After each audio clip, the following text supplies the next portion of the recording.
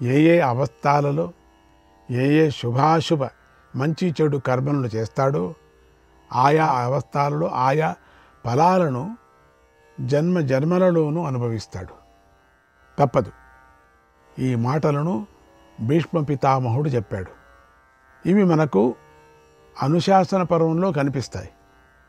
ఇలాంటి ముత్యాలే ఉపనిషత్తుల్లోనూ ప్రామాణిక ధర్మ గ్రంథాల్లోనూ మనకు కనిపిస్తాయి. విధి మానవుడికి చక్కని జీవితాన్ని ఇస్తుంది. మనకు ఎటువంటి జీవితం కావాలో ఆ నిర్ణయాన్ని మనకే వదిలేస్తుంది. మంచిగా నడుచుకుంటావా, నడుచుకో. చెడుగా నడుచుకుంటావా, నడుచుకో, నీ కర్మ. పుణ్యం చేసుకుంటావా, చేసుకో. లేదు పాపం చేస్తానంటావా, చేసుకో, నీ ఇష్టం. విధి మనకు ఇంతటి స్వేచ్ఛనిచ్చింది, జాగ్రత్తగా ఉండాలి అనటానికి. కనుక ఈ నిర్ణయం మన చేతిలోనే ఉంది. అంటే మన జన్మను మంచిగానో చెడుగానో మలుచుకోవటం మన చేతిలో ఉంది. అంతేగాని దేవుడు ఏదో ఇట్లా ఇచ్చాడు అనుకోకూడదు. మనం చెడు బుద్ధినిచ్చాడు అనుకోకూడదు. మన చేతిలో ఉంది అది. మనమే పాడైపోతున్నాం, మనమే బాగుపడుతున్నాం. భగవంతుడి అనుగ్రహం పొందటానికి తరించటానికి అందరూ అర్హులే. విశ్వామిత్రుడు క్షత్రియుడు, పట్టుదలతో శ్రమించి తరించాడు. విదురుడు దాసీపుత్రుడు, అయితేనేమి దిగులు చెందలేదు. మహాశాస్త్రాలు చదివి పండితుడై మహాజ్ఞాని అయ్యాడు, యోగి అయ్యాడు. అష్టావక్రుడు అష్టవంకరలతో పుట్టాడు, అయితేనేమి అతడు కూడా దిగులు చెందక శ్రమించి పండితుడై పూజ్యుడయ్యాడు.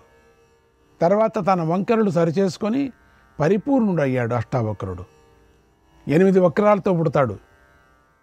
మనం ఆ కథ చెప్పుకున్నాం కదా. అలాగే ధృతరాష్ట్రుడి ప్రక్కన మంచి మాటలు చెప్పే సంజయుడు ఉన్నాడు. అతడు కర్ణుడు పెరిగిన సూతకాలంలోనే జన్మించాడు కదా. ఆ సంజయుడు మంచి ప్రవర్తనతో నడుచుకున్నాడు. వ్యాస మహర్షి అనుగ్రహాన్ని పొంది తరించాడు. ఇలా ఎందరినో ఉదాహరణలుగా చెప్పవచ్చు మనం. అంచేత జన్మను తరింప చేసుకోవటం అనేది మన చేతిలోనే ఉంది. అందుచేత ఎప్పుడూ విధిని నిందించకూడదు. నా కర్మ కర్మ అనకూడదు మాటి మాటికి. అది మనమే చేసుకున్న తప్పది అని చాలా దుఃఖమైనప్పుడు ఏదో జన్మాంతర కర్మ అనుకోవాలి అంతే. ఏ దుఃఖం అది? నువ్వు సత్యంగా ఉన్నప్పుడు మాత్రమే నిజమైన దుఃఖం అది. నువ్వు అసత్యంగా ఉన్నప్పుడు నిన్ను ఎవరైనా నీకు శిక్షిస్తారే, అది దుఃఖం కాదు. అది శిక్ష. అది అనుభవించక తప్పదు. అది అంటే సంపూర్ణంగా ధర్మంతో ఉండిన వాడు ఏదో కర్మ, అది అనుభవించక తప్పదు. కానీ మన చేతిలో ఉంది దాన్ని మలుచుకోవటంలో. విధిని నిందించకూడదు, విధి మోసగించింది అనకూడదు. అయితే విధి ఏం చేస్తుంది? తగిన సమయంలో మంచి ఫలాన్ని, తగిన సమయంలో చెడు ఫలాన్ని కూడా అందిస్తుంది. కర్ణుడి జీవితంలో కూడా విధి తగిన సమయంలో మంచి ఫలాన్ని ఇచ్చింది, తగిన సమయంలో చెడు ఫలాన్ని కూడా ఇచ్చింది. అందుచేత విధి సాక్షిగా ఉంది అని గ్రహించాలి. ఈ విషయాన్ని తెలుసుకునే ముందు స్కాంద, అగ్ని, పద్మ మొదలైన పురాణాల్లో చెప్పబడిన ఒక కథను తెలుసుకుందాం. పూర్వం ఒక రాక్షసుడు సూర్యుడిని ఆరాధించి 1000 కవచ కుండలాలను పొందాడు. ఒక రాక్షసుడు. ఆనాటి నుండి అతడు సహస్ర కవచుడు అయ్యాడు. తర్వాత తన రాక్షసత్వాన్ని చూపించాడు. అప్పుడు దుష్ట శిక్షణ చెయ్యాలని శ్రీ మహావిష్ణువు అవతారమైన నరనారాయణ మహర్షులు ఆ రాక్షసుడితో యుద్ధానికి దిగారు. ఆ సమయంలో ఆ ఇద్దరు మహర్షులు ఆ రాక్షసుడితో ఇలా ఒక ఒప్పందాన్ని చేసుకున్నారు. ఇద్దరూ కలిసి ఒకరితో యుద్ధం చేయటం ధర్మం కాదు. కనుక మాలో ఒకరే 1000 సంవత్సరాలు నీతో పోరాడతారు, ఇంకొక తపస్సు చేసుకుంటూ ఉంటారు, మళ్ళీ ఇంకొకరు అన్నారు. ఒకరు తపస్సు చేసుకుంటారు 1000 సంవత్సరాలు, 1000 సంవత్సరాలు నీతో పోరాడతారు. ఆ మాటకు సహస్ర కవచుడు అంగీకరించాడు. యుద్ధం ప్రారంభమైంది. నరనారాయణుల్లో ఒకరు రాక్షసుడితో యుద్ధం చేస్తుంటే మరొకరు తపస్సు చేశారు. అలా 999 సంవత్సరాలు గడిచిపోయాయి. ఈ సంవత్సరాలలో నరనారాయణులు సహస్ర కవచుడి యొక్క 999 కవచాలను ఒకటొకటిగా ఛేదించుకొని వచ్చారు. అదే లెక్క వాళ్ళు వేసుకుంది. ఇక ఒక్క కవచం మిగిలింది. అప్పుడు చివరిగా నరుడి అర్జునుడి వంతు వచ్చింది. ఇంతలో సహస్ర కవచుడు యుద్ధం నుండి పారిపోయాడు. కొంతకాలానికి మరణించి సూర్యలోకానికి చేరాడు. వీడిని తరింపజేసే బాధ్యత సూర్యుడు స్వీకరించాడు. తగిన సమయం కోసం ఎదురు చూసాగాడు. పురాణాలలో ఈ రాక్షసుడు బ్రహ్మదేవుడి స్వేదం నుండి పుట్టాడని, ఆయన పాపం నుండి పుట్టాడని కూడా చెప్పబడింది. వీడు శుద్ధుడు కావాలంటే మరో జన్మ ఎత్తాలి. ఇదంతా కృతయుగం సంగతి. కాలచక్రం గిరున తిరిగిపోయింది. ఇక ద్వాపరయుగం వచ్చింది. ఇంతలో కొంతమంది రాక్షసులు భూమి మీద పుట్టారు. వారిని చూసి దేవతలు కూడా భూమి మీద పుట్టారు. సరిగ్గా ఆ సమయంలో కుంతీదేవి ప్రార్థించింది. సూర్యుడికి ఈ సహస్ర కవచుడు గుర్తుకొచ్చాడు. వాడిని ఆమెకు పుత్రుడిగా ఇచ్చాడు. అంటే ఇప్పుడు అర్థం చేసుకోండి కర్ణుడు ఎవరని. సూర్యుడి ముఖాంతరంగా వచ్చాడు, సూర్యుడి పుత్రుడు అంటున్నాం, కానీ నిజంగా రాక్షసుడే వీడు. వీళ్ళు వెనకల పారు పోరాడారు. అందుకే ఇక్కడ కృష్ణ అర్జునులు ఇద్దరు చేరుకున్నారు. ఇక్కడ చేరుకొని వీడికి తమాషా పట్టించి కింద పడి చంపారు. అప్పుడు చంపలేదు, ఒక కవచంతో పుట్టాడు అనుకున్నాం కదా. ఆ కవచం కూడా విష్ణుమూర్తి లాక్కబోయాడు, కుండలాలు కూడా. తర్వాత ఆ సూర్యపుత్రుడు రాధ అతిరథుడు అనే సూత దంపతుల వద్ద పెరిగి సూతపుత్రుడిగా ప్రసిద్ధి చెందిన కర్ణుడు అయ్యాడు. ఆడే ఇలా సహస్ర కవచుడే కర్ణుడిగా పుట్టడం వల్ల అతడిలో రాక్షసాంశ ఉంది. సూర్యుడి నుంచి పుట్టడం వల్ల దేవతాంశ కూడా ఉంది. చూడండి, రెండు ఉన్నాయి. ఈ కర్ణుడిలో నరకాసురుడు కూడా దూరాడట. చచ్చిపోయిన నరకాసురుడు దెయ్యంగా వచ్చాడు. ఈ విషయాన్ని వ్యాస మహర్షి చెప్పాడు. దీనిని మనం వనపర్వంలో చెప్పుకున్నాం మనం. అందుచేత కర్ణుడిలో మంచి కనిపిస్తుంది, అలాగే చెడు కూడా కనిపిస్తుంది. మంచి కనిపించినప్పుడంతా దాన వీర శూర కర్ణ ఆహా ఆహా ఆహా అంటాం. చెడు కనిపించినప్పుడంతా రాక్షసుడిని తిడతాం. దీనివల్ల కర్ణుడు పడినటువంటి ఇబ్బంది అంతా ఇంత కాదు. రెండు ద్వంద్వాలు, పాపం అనిపిస్తుంది మనకు. రెండు వచ్చాయి. ఆడి కర్మ అది. వాళ్ళతో ఎందుకు యుద్ధం పెట్టుకున్నాడు? తపస్సు చేస్తే వాళ్ళ దగ్గరికి వెళ్ళి 1000 కవచాలు వస్తే వాళ్ళతో యుద్ధం ఎందుకు పెట్టుకున్నాడు? అదొక కథ ఉంది, మనం చెప్పుకున్నాం ఒకసారి. వాళ్ళు తపస్సు చేస్తుంటే వెళ్ళి వాళ్ళని ఏదేదో అన్నాడు, అందుకని వాళ్ళు యుద్ధానికి వచ్చారు. ఈ విషయాన్ని ఎవరితో చెప్పుకుంటాడు? పాపం చెప్పినా ఎవరు వింటారు? ఎవరూ లేరు. మరి విషయం తెలిసినటువంటి కర్ణుడు బంగారం లాంటి జీవితాన్ని ఎందుకు విషాదాంతం చేసుకున్నాడు అంటే, కర్ణుడికి చిన్నతనంలో అర్జునుడితో విద్యాస్పర్ధ, విద్యలో పోటీ ఉండేది, అపారమైన ఆత్మవిశ్వాసం ఉండేది. అది రాను రాను వృద్ధి చెంది చెడుగా మార్పు చెందింది. స్వభావం వంకరంగా మారింది. విద్యాస్పర్ధ క్రూళ్ళిపోయి మాశ్చర్యంరాగా మారింది. విద్యార్థులు దీనిని గమనించుకోవాలి. పోటీ అనేది విద్యలో మాత్రమే ఉండాలి, కానీ కర్ణుడు వంటి ప్రమాదం రాకుండా చూసుకోవాలి. పర్సనల్గా తీసుకోకూడదు, కేవలం విద్యలో మాత్రమే చూసుకోవాలంతే. ఎందుకంటే కర్ణుడికి గల ఈర్ష్య, అసూయ అతనిని దెబ్బకొట్టే వరకు వెళ్ళింది. కడుపులో మంట మంట మంట మంట అదే ఇప్పటికి వచ్చింది ఇక్కడ. అతడి ఆత్మవిశ్వాసం ఎలా మారిందంటే, నేనే గొప్పవాడిని, నాకన్నా గొప్పవారు ఇంకెవరు లేరు అనేటువంటి స్వ అతిశయంగా మార్పు చెందింది. ఇవే కర్ణుడి జీవితాన్ని నిర్ణయించాయి, రారాజైన దుర్యోధనుడి వద్దకు చేర్చాయి. దాంతో కర్ణుడి గుణసంపదకు మచ్చ ఇంకా ఏర్పడింది. అర్జునుడి మీద ఈర్ష్యతో విరోధి వర్గంలోకి, ఈర్ష్యగల దుర్యోధనుడి పక్షంలోకి చేరటం మానవ సహజం. అలాగే కర్ణుడు దుర్యోధనుడి పక్షంలోకి చేరాడు. ఎందుకంటే శత్రువుకు శత్రువు మిత్రుడు అవుతాడు. అంటే కర్ణుడికి శత్రువు అర్జునుడు, ఆ అర్జునుడి శత్రువు దుర్యోధనుడు. ఆ విధంగా దుర్యోధనుడు కర్ణుడికి మిత్రుడయ్యాడు. చూశారా? కురు పాండవులలో పగను రగిలించాడు. తర్వాత ఏం జరుగుతుందో అతడికి అనవసరం దానిని పట్టించుకోలేదు.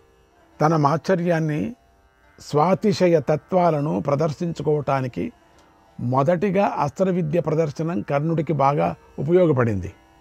ఇంతలో పెద్దలు అడ్డబడి అర్హత కలవారే ఇందులో పాల్గొనాలి అన్నారు. ఇంకేముంది, ఒకే గుణం ఒకే స్వభావం గల దుర్యోధనుడు ముందుకొచ్చి కర్ణుడికి అర్హత కల్పించాడు, అంగరాజును చేసేశాడు. ఇది కర్ణుడి జీవితంలో పెద్ద మలుపు తిరిగిన ఘట్టం. కర్ణుడు ఊహించని పరిణామం. సామాన్యుడైనటువంటి కర్ణుడి దుర్యోధనుడి ఒక క్షణంలో రాజును చేసేశాడు. అప్పుడు కర్ణుడు విశ్వాసాన్ని చూపించాడు. ఎలాంటి విశ్వాసాన్ని చూపించాడంటే తన సర్వస్వాన్ని దుర్యోధనుడికి దారిపోశాడు. ఎందుకంటే అవమానాన్ని అక్కడ కాపాడాడు కాబట్టి. ఇక్కడ కర్ణుడు తనను ఆదరించినవాడు ఎలాంటివాడు, మంచివాడా చెడ్డవాడా, ఏ ఉద్దేశంతో తనను చేరతీస్తున్నాడనే కర్ణుడు ఆలోచించలేదు. రాజును చేస్తూనే ఆనందపడిపోయాడు. ఇలాంటి సందర్భం ఎదురైనప్పుడు వివేకం కలవారు ఆలోచించి నిర్ణయం తీసుకోవాలి. తనకు ఆ సమయంలో గొప్ప విలువ ఇచ్చినందుకు, అర్హత కలిగించినందుకు అప్పుడు కర్ణుడు ఏం చేశాడు, దుర్యోధనుడికి రుణపడిపోయాడు. వచ్చింది అక్కడ, ఆ ఇంట్లో ఉప్పు తిన్నాడు కదా, అందుకని తన ధనాన్ని, మనస్సుని, ప్రాణాన్ని, భార్య బిడ్డలని, చివరికి కీర్తిని కూడా సమర్పించాడు. దుర్యోధనుడి కోసం అంకితమైపోయాడు. కర్ణుడు చూపించిన కృతజ్ఞత ఎంత పరాకాష్ఠకు చేరిందంటే దుర్యోధనుడు చేసిన అధర్మాన్ని ధర్మం అన్నాడు. దుర్యోధనుడు చేసిన తప్పుడు పనులకు సమర్థించాడు. దుర్యోధనుడికి సంతోషం కలిగేలాగా తప్పుడు మాటలు పలికాడు. కర్ణుడు అర్జునుడి మీద ఈర్ష్య, పగ, ద్వేషాలతో బాధపడ్డాడు. అలాగే దుర్యోధనుడు పాండవుల మీద ఈర్ష్య, పగ, ద్వేషాలతో బాధపడ్డాడు. అందుచేత ఒకరినొకరు బాగా అర్థం చేసుకున్నారు. వారి మనస్సులు పాలు నీళ్లు కలిసిపోయినట్లుగా కలిసిపోయాయి. అందుచేత ఇద్దరి లక్ష్యం ఒకటే అయ్యింది. దుర్యోధనుడికి కర్ణుడిపై ప్రేమ, ఆదరం పెరిగిపోయాయి. కర్ణుడికి స్వామి భక్తి పెరిగిపోయింది. కర్ణుడు పాండవులకు జరిగినటువంటి ప్రతి అపకారంలోనూ భాగం వహించాడు. భీముడికి విషం పెట్టడంలో, లక్క ఇంటిని కాల్చటంలో, దొంగజూదంలో, ద్రౌపది వస్త్రాపహరణం లాంటి అన్ని విషయాల్లోనూ జతగా ఉన్నాడు. రెండవసారి జరిగిన జూదంలో ఉన్నాడు. పాండవులను అడవులకు పంపించటంలో, ప్రధానంగా సలహా ఇవ్వటంలో ఉన్నాడు. దూతగా వచ్చినప్పుడు శ్రీకృష్ణుడిని బంధించటంలో కూడా ముఖ్య సలహాదారులుగా ఉన్నాడు. మొత్తం మీద అన్ని నీచపు పనులతోనూ ముందుగా ఉన్నాడు. కళింగ రాజకన్య అయినటువంటి శుభాంగికి స్వయంవరం జరుగుతున్నప్పుడు అక్కడికి దుర్యోధన కర్ణులు వెళ్ళారు. అయితే ఆమెను దుర్యోధనుడు నచ్చలేదు. వరమాలతో దుర్యోధనుడిని దాటి ముందుకు వెళ్ళిపోయింది. దాంతో అతడికి బాగా కోపం వచ్చి ఆమెను బలవంతంగా అపహరించాడు. అప్పుడు రాజులందరూ యుద్ధానికి దిగారు. కర్ణుడు వారిని అందరినీ ఓడించాడు. ఈ విషయం శాంతిపురంలో ఉంది. ముందు మనం చెప్పుకుందాం ఆ కథ. ఇక్కడ దుర్యోధనుడు చేసింది న్యాయమా అన్యాయమా అనే ప్రశ్న కర్ణుడికి లేదు. దుర్యోధనుని మనస్సు సంతోషించాలి అంతే. పక్కవాడి గురించి కర్ణుడికి అక్కర్లేదు. అలాగే ద్రౌపది వస్త్రాపహరణంలోనూ కర్ణుడు ధర్మాధర్మాలను పట్టించుకోలేదు. దుర్యోధనుడు సంతోషించడమే ప్రధానంగా పెట్టుకొని పాండవుల పట్ల ఘోరాతి ఘోరంగా ప్రవర్తించాడు. నీచులను ఆశ్రయించిన దోషం వల్ల నీచ గుణాలు విజృంభిస్తాయి. పైగా రాక్షసులు కూడా నీచులనే ఆశ్రయించి ఉంటారు కూడా. నరకాసురుడు కర్ణుడినే ఆశ్రయించి ఉన్నాడు కదా. దుర్యోధనుడు, కర్ణులు ఇద్దరూ అసూయపరులే. తమ వైభవాన్ని పాండవులకు చూపించి వారికి కన్నీరు తెప్పిద్దామనుకున్నారు. భుజం మీద భుజం వేసుకొని ఉత్సాహంగా ఘోషయాత్రకు బయలుదేరారు. అయితే అక్కడ కథ అడ్డం తిరిగింది. అనుకున్నదొకటి, అయినదొకటి. వారికి దారుణమైన అవమానం కూడా జరిగింది. పాండవుల చేతిలో బ్రతికి బయటపడ్డారు. దాంతో గాఢమిత్రులు కన్నీరు కార్చారు.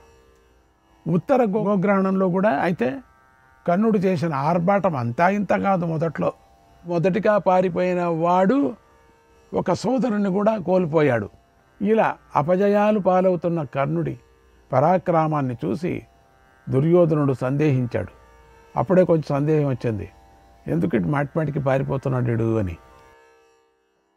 వట్టి మాటలతోనే చేట్లా వీడి కథ ఏంటి అని. అప్పుడు కర్ణుడు తన స్థానాన్ని నిలబెట్టుకోవాలని అనుకున్నాడు. తన విశ్వాసాన్ని నిరూపించుకోవాలని దిగ్విజయ యాత్ర చేసి రాజులందరినీ ఓడించాడు. బాగుంది లేండి.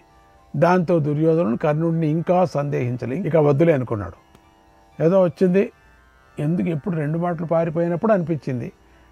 అప్పుడు అన్ని చోట్ల నుంచి తీసుకొచ్చాడు. అప్పుడు కొంచెం మన సమాధానం అయింది. కర్ణుడు దండయాత్ర చేయగా వచ్చినటువంటి ధనంతో దుర్యోధనుడి చేత బ్రహ్మాండంగా వైష్ణవ యాగం చేయించాడు. విరుద్ధంగా ఈ విషయాన్ని మనం వనపర్వంలో చెప్పుకున్నాం. ఆహా, ఆ యాగం గురించి ఎంత బాగా చెప్పుకున్నామో అప్పుడు మనం. భీమార్జునులతో యుద్ధం చేసినప్పుడల్లా ఓడిపోతున్నా కూడా నేనొక్కడనే శ్రీకృష్ణుడితో సహా పాండవులను జయిస్తాను అని ఎప్పుడూ ప్రగల్భాలు పలుకుతూ ఉండేవాడు. కర్ణుడిలో దుర్గుణాలు ఇలా కనిపించాయి. ప్రతి చిన్న విషయానికి యుద్ధం చేద్దామంటాడు, అందరినీ జయిస్తానంటాడు అని డంబాలు పలుకుతాడు. ఇవి దుష్టులతో సహవాసం చేయటం వల్ల కలిగిన ఫలాలు. దుష్టుల స్నేహం ఎప్పటికీ చేయకూడదు, జ్ఞాపకం పెట్టుకోండి. అది బయట వాళ్లతో స్నేహమే చేయకూడదు. అయితే కర్ణుడిలో మంచి ఉందా అంటే ఉంది. దాన్ని ఎవరు చెప్పారు? భగవంతుడే చెప్పాడు. ఏమని? ఒకసారి శ్రీకృష్ణుడు అర్జునుడికి కర్ణుడి గొప్పతనం గురించి ఇలా చెప్పాడు. కర్ణుడు కృతజ్ఞత గలవాడు, విశ్వాసపాత్రుడు, దేవతా ఉపాసకుడు, విప్రభక్తి గలవాడు, మహాదాత, సత్యసంధుడు, కరుణ గలవాడు, నీచుల ఆశ్రయం వల్లే దోషాలు చేశాడు. ఇది బాగా తెలుస్తుంది అని కర్ణుణ్ణి మెచ్చుకున్నాడు. ఇంత మంచివాడు ఎట్లా? నీచుల స్నేహం. ఆ నీచుల స్నేహంతో నీచు బుద్ధి వాళ్ళలో ఉండే పాపమంతా ట్రాన్స్ఫర్ అయింది. ఈ విషయాన్ని మనం ద్రోణపర్వంలో చెప్పుకున్నాం. ఇదేం ప్రవర్తన? ఈ ద్విపాత్రాభినయం ఏమిటి? కర్ణుడు బయట ఒక రకంగా ప్రవర్తిస్తున్నాడు, లోపల ఒక రకంగా ప్రవర్తిస్తున్నాడు. ఏమిటిది ద్విపాత్ర? ఒకే వ్యక్తిలో ఈ వైవిధ్యం ఏమిటి? ఈ తేడా ఏమిటి? దీనినే మనం పట్టుకోవాలి. నిజానికి కర్ణుడే ఒక రహస్యం. కర్ణుడి పుట్టికే రహస్యం, కర్ణుడి జీవితమే రహస్యం, కర్ణుడు నడవడికే రహస్యం. మరి ఇలా 2 రకాలుగా ప్రవర్తిస్తున్న కర్ణుడికి ఆనాటి పెద్దలు కానీ భగవంతుడు కానీ మంచి బుద్ధులు చెప్పలేదా? శ్రీకృష్ణాయ పరమాత్మనే నమః.